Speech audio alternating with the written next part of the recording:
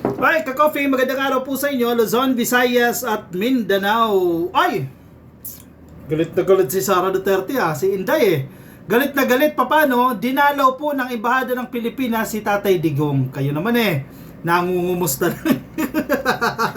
Grabe talaga tawa ko dito, ka-coffee, no? Siyempre, bilang presidente, ano yan kumbaga, responsibilidad mo, actually naman responsibility, no? Kunyari, magkaroon ka naman ng initiative, kumustahin mo yung citizen mo, di ba? Ganyan na lang tingnan natin yan. Si Digong ay citizen ng Pilipinas, di ba? Isa siyang Pilipino na nakabilanggo diyan sa International Criminal Court. Hindi naman siya ordinaryong tao, di ba? Dating presidente yan. So, hindi pa malinaw kung si PBBM ang nag-utos dito sa Embahada ng Pilipinas, pero by looking at it, no, obviously may alam ang presidente diyan, no. Hindi natin kailangan pagtakpan 'yan, no. Malinis naman po yung intensyon. So ito ang kwento. May nagpunta daw po na taga-Embahada ng Pilipinas diyan sa kulungan ni Digong. Nagpunta para magkaroon ng welfare check. Kumbaga, kumustahan ba? Home visit sa mga bata, no. Nagkaroon po ng pagbisita. Alamin lang kumusta si Digong, ano yung kanyang pakiramdam, ano yung itsura niya, totoo ba yung sinasabi nila na butot balat na yan, etc. Na hindi na kaya mag-stand ng trial, etc.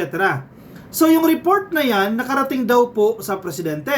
Yan ang claim si Sara Duterte, no? Siyempre, presidente yan Sabi ko nga sa inyo, lahat ng access sa impormasyon, intel report, ang presidente may access dyan. Presidente yan. Para saan pa presidente siya kung hindi siya magkakaroon ng access dyan? So nakarating yung report sa presidente. Galit na galit si Sara Duterte. O sige, mamaya natin basahin yung statement. Mahaba yung statement no? Napakahaba ng statement. Pero bakit siya nagalit? Nangumusta lang naman ang presidente. Sige, let's assume presidente nag-utos nangumusta lang naman. Dahil sa tingin ninyo, hindi sincero yung pangungumusta. Inawing the president. Napakabait niyan Baka naman sincere yung pangungumusta dyan. Pangalawa, hindi kaya galit na galit si Sara Duterte dahil hindi totoo yung sinasabi nila na butot balat na si Digong at mabubulgar sila doon sa report na yan ng welfare check? Huy, kaya siguro umuusok? Kaya siguro galit na galit si Inday? Sige, basahin natin yung statement. Kayo na mag-react, ka-coffee, no? I have received disturbing information. Wow, disturbing Talagang nakakabahala, talagang to the highest extent. Hindi maganda. Disturbing information from Malacanang that a report about former President Rodrigo Duterte was submitted to President Ferdinand Marcos Jr. by the Philippine Embassy in The Hague. Sige, dito tayo sa mga facts. Sino ang nagpasa ng report? Embahada ng Pilipinas dyan sa The Hague. Kanino ipinasa? Sa presidente. Hindi malinaw kung ang presidente ba ang nag-utos dyan o initiative lang yan ng embassy at kinakailangan makarating yan sa presidente. Whichever, wala naman masama doon. Diba? Dapat pa nga magpasalamat kayo Mga DDS, magpasalamat pa kayo sa Embahada ng Pilipinas dyan sa The Hague at kay presidente dahil nagawa pa rin kumustahin si Digong sa kabila ng pambabastos ninyo sa kanya. Nakumusta pa rin. Pero galit na galit sila dito. Ito daw po isang disturbing information. The officials entered the detention unit under the false pretense of conducting a welfare check. Yan Nagpanggap daw po itong mga opisyal na ito ng embahada at pinapalabas sila na magkakaroon sila ng welfare check. And interviewed FPRRD. Hala! Naggalaiti sila. Bakit yung interview ang tatay ko? Tinanong lang kayo naman The said officials clearly abused the rule of the detention unit concerning consular visits. Wait lang, sige. Nag-violate itong Embahada ng Pilipinas sa pagbisita. Anong batas ang binayolate? Batas ng ICC? Rules and procedure ng ICC? Pero bakit sila inalaw ng ICC?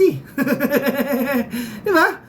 Kung bawal pala bumisita ang Embahada ng Pilipinas o ang opisyal nito sa isang detainee dyan sa ICC, sa tingin ninyo, papayagan siya ng security guard?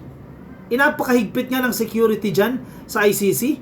In fact, kahit kamag-anak ka, kung wala ka sa tawag niyan, sa guest list ng araw na yan, hindi ka makakapasok. Ano pa? Itong hindi mga kamag-anak, ano pa itong mga opisyal ng gobyerno ng Pilipinas? Sa tingin ninyo, papapasukin sila ng security kung bawal yan? O, nag-imbento na naman kayo. May policy na naman kayo ng consular visits. Kung magsasabi ng mali yan, ICC, hindi si Sara Duterte.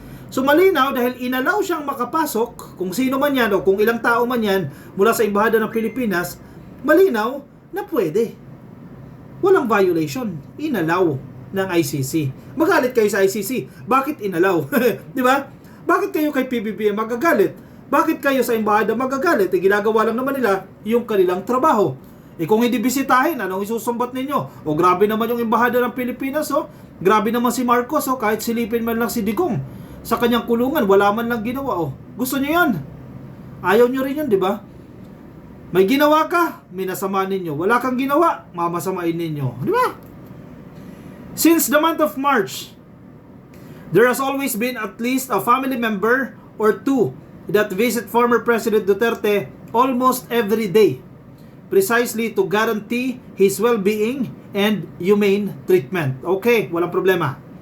The permission given by the ICC in allowing the agents of the very government that abducted FPRRD to intrude upon him without seeking permission from family members who are in The Hague places his life and safety in imminent danger. Wow! Haba! Sige, himayin natin yan. Alam mo kung bakit ganito yung nararamdaman nila? Bakit mali-mali yung mga statement nila? Kasi until now, ang belief nila, kinidnap si Digong.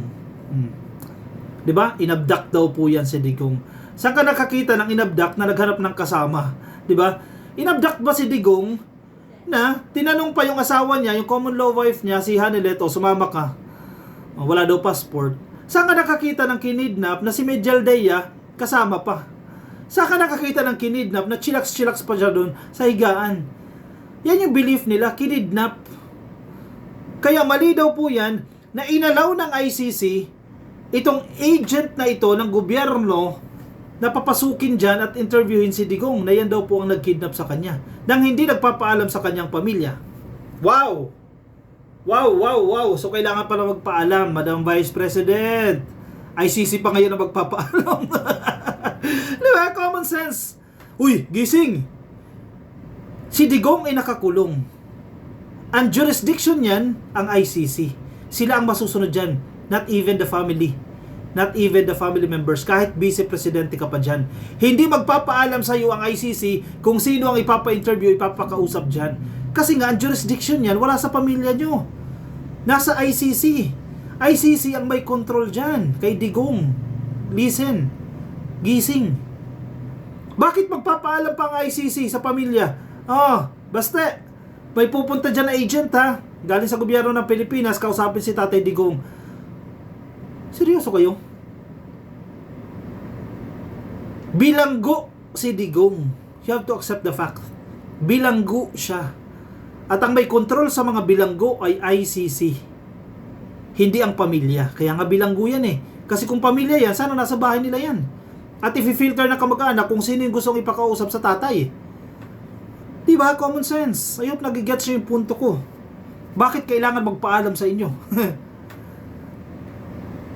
If such sham welfare checks, kunyaring welfare check daw, are allowed to continue, then the ICC and the Philippine government must be prepared to answer fully and directly for any harm that comes to former President Duterte, including, should the worst happen, his death in custody as a direct result of these intrusions, the false pretense of conducting a welfare check.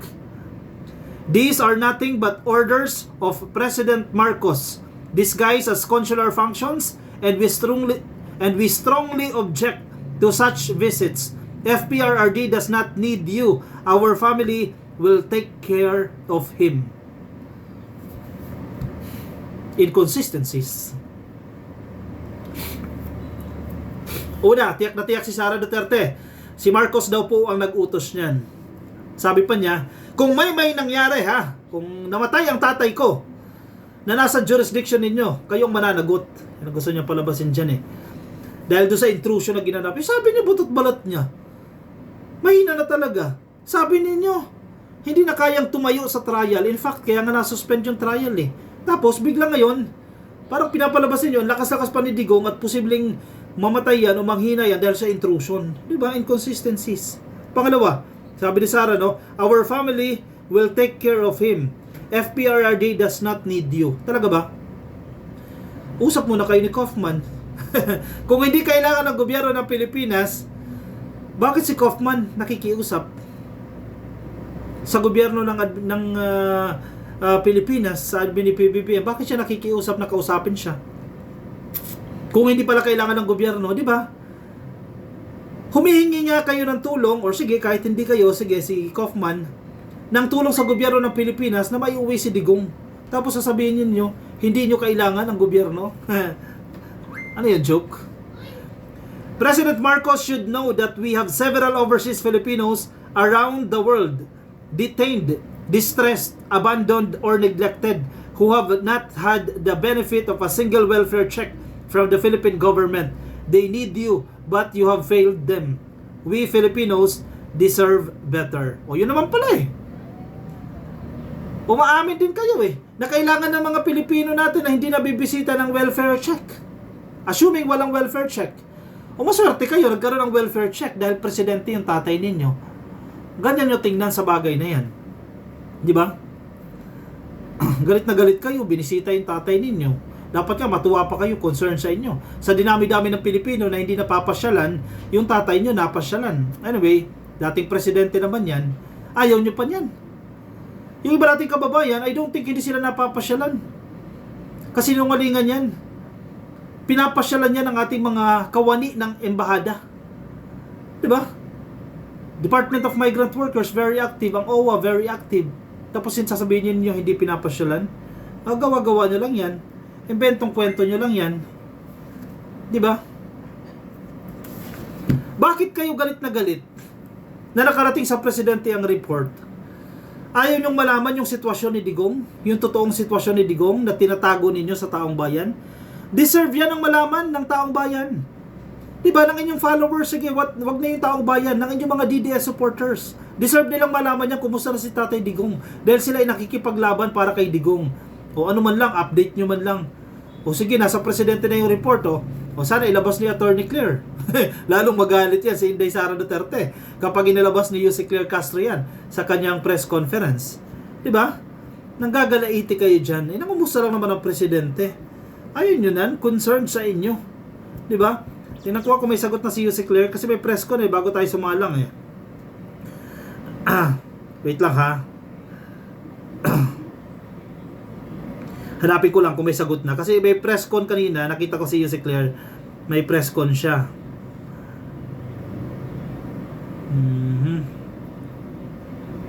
Wala pa ako nakikitang sagot, no, patungkol dito sa recent balita na yan. O siya, sige, kapag may update, i-update ko kayo ka-coffee kung ano sasabihin ng Malacanang dyan.